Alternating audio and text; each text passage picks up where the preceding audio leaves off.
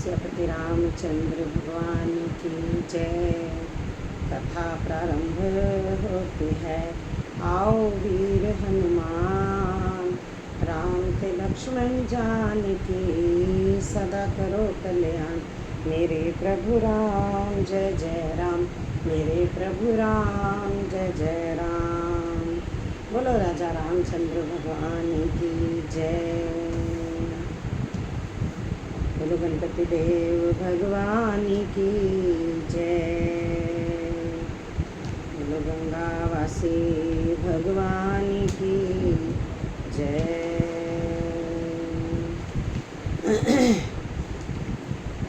सियापति रामचंद्र भगवान की जय। रामचरितमानस लंका कांड पढ़ रही हूँ। पेज नंबर है 786 और दोहा है 32।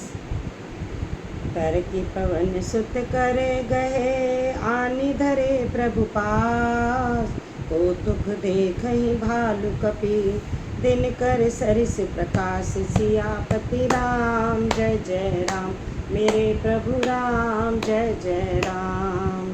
वहाँ सकोपी दसानन, सब सन कहत रिसाई, धरहूँ कपहि धरहि मारहूँ, सुने अंगद मुस्काई। सियापति राम जय जय राम मेरे प्रभु राम, जय जय राम। पवन पुत्र हनुमान जी ने उछलकर उनको हाथों से पकड़ लिया और लाकर प्रभु के पास रख दिया। रीछ और वानर तमाशा देखने लगे। उनका प्रकाश सूर्य के समान था। क्या पकड़ा हनुमान जी ने? जो अंगद ने ज़ोर से अपने पैरों को ज़मीन पर पटका तो पूरी धरती वहाँ की हिल गई थी और रावण के जितने शीश थे सबके सब गिर गए। कुछ को उसने पकड़ा, बाकी सब गिर गए। जो आके अंगद के पास गिरे उसने ठोकर मारकर उछाल दिया और वो जो थे रावण के मुकुट, वो हनुमान जी ने उछलकर उन्हें हाथ से पकड़ लिया ताकि जो मेरी सेना है उनके ऊपर ना गिरे और ना ही कोई नुकसान हो। वहाँ सभा में क्रोध युक्त रावण सबसे क्रोधित होकर कहने लगा कि बंदर को पकड़ लो और पकड़कर मार डालो। अंगद यह सुनकर मुस्कुराने लगे। रावण फिर बोला, इसे मारकर सब योद्धा तुरंत दौड़ो और जहाँ कहीं रीछ वानरों को पाओ वहीं खा डालो। पृथ्वी को बंदरों से रहित कर दो और जाकर दोनों तपस्वी भाइयों राम लक्ष्मण को जीते जी पकड़ लाओ। रावण के ये कोप भरे वचन सुनकर तब युवराज अंगद क्रोधित होकर बोले, तुझे गाल बजाते लाज नहीं आती? अरे निर्लज, अरे कुलनाशक, गला काट कर आत्महत्या करके कहीं मर जा। मेरा बल देखकर भी क्या तेरी छाती नहीं फटती? अरे स्त्री के चोर, अरे कुमारक पर चलने वाले, अरे दुष्ट, पाप की राशि, मंद बुद्धि और कामी, तू सनीपात में क्या दुर्वचन बक रहा है? अरे दुष्ट राक्षस, तू काल के वश हो गया है। इसका फल तू आगे वानर और भालुओं के चपेटे लगने पर पावेगा। राम मनुष्य है, ऐसा वचन बोलते ही अरे अभिमानी तेरी जीभें गिर नहीं पड़ती? इसमें संदेह नहीं कि तेरी जीभें अकेली नहीं वरन सिरों के साथ रणभूमि में गिरेंगी। सोनर क्यों 10 कंधे, बाली बाध्यो जही एक सर, 20 लोचन अंध दिग, तब जन्म कुजाती जड़, तब सो नित की प्यास, कृषित राम सायक निकर, तजों तो हित ही त्रास कटु, जलपत निश्चर अधम। सियापति राम जय जय राम मेरे प्रभु राम, जय जय राम। हे दशकंध, जिसने एक ही वाण से बाली को मार डाला वह मनुष्य कैसे है? अरे कुजाती, अरे जड़, 20 आंखें होने पर भी तू अंधा है। तेरे जन्म को धिक्कार है। श्री रामचंद्र जी के बाण समूह तेरे रक्त की प्यास से प्यासे हैं, वे प्यासे ही रह जाएंगे। इस डर से अरे कड़वी बकवाद करने वाले नीच राक्षस, मैं तुझे छोड़ता हूँ। मैं तेरे दांत तोड़ने में समर्थ हूँ, पर क्या करूँ? श्री रघुनाथ जी ने मुझे आज्ञा नहीं दी। ऐसा क्रोध आता है कि तेरे 10 मुँह को तोड़ डालूं और तेरी लंका को पकड़कर समुद्र में डुबा दूं। तेरी लंका गुलर के फल के समान है। तुम सब कीड़े उसके भीतर अज्ञानवश निडर होकर बस रहे हो। मैं बंदर हूँ, मुझे इस फल को खाते क्या देर थी, पर कृपालु श्री रामचंद्र जी ने वैसी आज्ञा नहीं दी। अंगद की युक्ति सुनकर रावण मुस्कुराया और बोला, अरे मूर्ख, बहुत झूठ बोलना तूने कहाँ से सीखा? बाली ने तो कभी ऐसा गाल नहीं मारा। जान पड़ता है तू तपस्वियों से मिलकर लबार हो गया है। अंगद ने कहा, अरे 20 भुजा वाले, तेरी 10 भुजाएं, तेरी 10 जीभें मैंने नहीं उखाड़ ली तो सचमुच मैं लबार ही हूँ। श्री रामचंद्र जी के प्रताप को समझकर स्मरण करके अंगद क्रोधित हो उठे और उन्होंने रावण की सभा में प्रण करके दृढ़ता के साथ पैर रोक दिया और कहा, अरे मूर्ख, यदि तू मेरा चरण हटा सके तो श्री राम जी लौट जाएंगे। मैं सीता जी को हार गया। रावण ने कहा, हे सब वीरों सुनो, पैर पकड़कर बंदर को पृथ्वी पर पछाड़ दो। इंद्रजीत, मेघनाथ आदि अनेकों बलवान योद्धा जहाँ तहाँ से हर्षित होकर उठे। वे पूरे बल से बहुत से उपाय करके झपटते हैं पर पैर टलता नहीं। तब सिर नीचा करके फिर अपने अपने स्थान पर जा बैठते हैं। काकभूषणी जी कहते हैं, वे देवताओं के शत्रु राक्षस फिर उठकर झपटते हैं, परंतु हे सर्पों के शत्रु गरुड़ जी, अंगद का चरण उनसे वैसे ही नहीं टलता जैसे विषय पुरुष मोह रूपी वृक्ष को नहीं उखाड़ सकते। कोटिन मेघनाद सम सुभट उठे हर्षाई, झपटहि टरना कपि चरण, पुनि बैठहि सिर नाई। सियापति राम जय जय राम, मेरे प्रभु राम जय जय राम। भूमि न छाड़त कपि चरण, देखत रिपु मद भाग। कोटि बिघनते संत कर, मन जिमि नीति न त्याग। सियापति राम जय जय राम, मेरे प्रभु राम जय जय राम। करोड़ों वीर योद्धा जो बल में मेघनाथ के समान थे हर्षित होकर उठे। वे बार बार झपटते हैं, वानर का चरण नहीं उठता। तब लज्जा के मारे सिर नवाकर बैठ जाते हैं। जैसे करोड़ों विघन आने पर भी संत का मन नीति को नहीं छोड़ता, वैसे ही अंगद का चरण पृथ्वी को नहीं छोड़ता। यह देखकर शत्रु रावण का मद दूर हो गया। अंगद का बल देखकर सब हृदय में हार गए। तब अंगद के ललकारने पर रावण स्वयं उठा। जब वह अंगद का चरण पकड़ने लगा तब बाली कुमार अंगद ने कहा, मेरा चरण पकड़ने से तेरा बचाव नहीं होगा। अरे मूर्ख, तू जाकर श्री राम जी के चरण क्यों नहीं पकड़ता? यह सुनकर वह मन में बहुत ही सकुचा कर लौट गया। उसकी सारी श्री जाती रही। वह ऐसा तेजहीन हो गया जैसे मध्याह्न में चंद्रमा दिखाई देता है। वह सिर नीचा करके सिंहासन पर जा बैठा, मानो सारी संपत्ति गंवा कर बैठा हो। श्री राम जी ने जगत भर के आत्मा और प्राणों के स्वामी हैं, उनसे विमुख रहने वाला शांति कैसे पा सकता है? शिव जी कहते हैं, हे उमा, जिन श्री रामचंद्र जी के बाहों के इशारे से विश्व उत्पन्न होता है और फिर नाश को प्राप्त होता है, जो तृण को वज्र और वज्र को तृण बना देते हैं, अत्यंत निर्मल को महान और प्रबल को महान और महान को प्रबल को अत्यंत निर्मल बना देते हैं, उनके दूत का प्रण कहो कैसे टल सकता है? फिर अंगद ने अनेकों प्रकार से नीति कही पर रावण ने नहीं माना, क्योंकि उसका काल निकट आ गया था। शत्रु के गर्व को चूर करके अंगद ने उसको प्रभु श्री रामचंद्र जी का सुयश सुनाया और फिर वह राजा बलि का पुत्र यह कहकर चल दिया, रणभूमि में तुझे खेला खेला कर न मारूं तब तक अभी क्या बढ़ाई करूं। अंगद ने पहले ही सभा में आने से पूर्व ही उसके पुत्र को मार डाला था। यह संवाद सुनकर रावण दुखी हो गया। अंगद का प्रण सफल देखकर सब राक्षस भय से अत्यंत ही व्याकुल हो गए। ऋतुबल धर्षि हर्षि कपि, बाली तनय बल पुंज। पुलक शरीरे नयन जल, गहे राम पद कंज। सियापति राम जय जय राम, मेरे प्रभु राम जय जय राम। सांझ जानी 10 कंधर, भवन गयो बिल खाई। मंदोदरी रावण ही बहुरी, कहा समझाई। सियापति राम जय जय राम, मेरे प्रभु राम जय जय राम।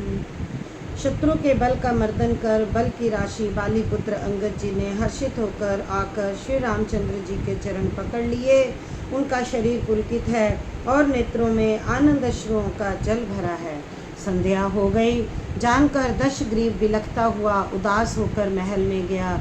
मंदोदरी ने रावण को समझाकर फिर कहा, एकांत मन में समझकर विचार कर कुबुद्धि को छोड़ दो। आपस में आपसे और श्री रघुनाथ जी से युद्ध शोभा नहीं देता। उनके छोटे भाई ने एक जरा सी रेखा खींच दी थी, उसे भी आप नहीं लांघ सके। ऐसा तो आपका पुरुषत्व है। हे प्रियतम, आप उन्हें संग्राम में जीत पाएंगे जिनके दूत का ऐसा काम है। खेल से ही समुद्र लांघकर वह वानरों में हनुमान आपकी लंका में निर्भय चला गया।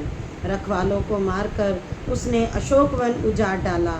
आपके देखते देखते उसने अक्षय कुमार को मार डाला और संपूर्ण नगर को जलाकर राख कर दिया। उस समय आपके बल का गर्व कहाँ चला गया था। अब हे स्वामी, झूठ गाल न मारिए, डिंगे न हाकिए, मेरे कहने पर हृदय में कुछ विचार कीजिए। हे पति, आप श्री रघुपति को निरा राजा मत समझिए, बल्कि अब जगन्नाथ चराचर के स्वामी और अतुलनीय बलवान जानिए। श्री राम जी के बाण का प्रताप तो नीच मारीच भी जानता था, परंतु आपने उसका कहना भी नहीं माना।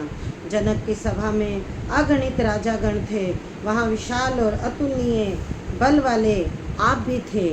वहाँ शिव जी का धनुष तोड़कर श्री राम जी ने जानकी को ब्याहा, तब आपने उनको संग्राम में क्यों नहीं जीता।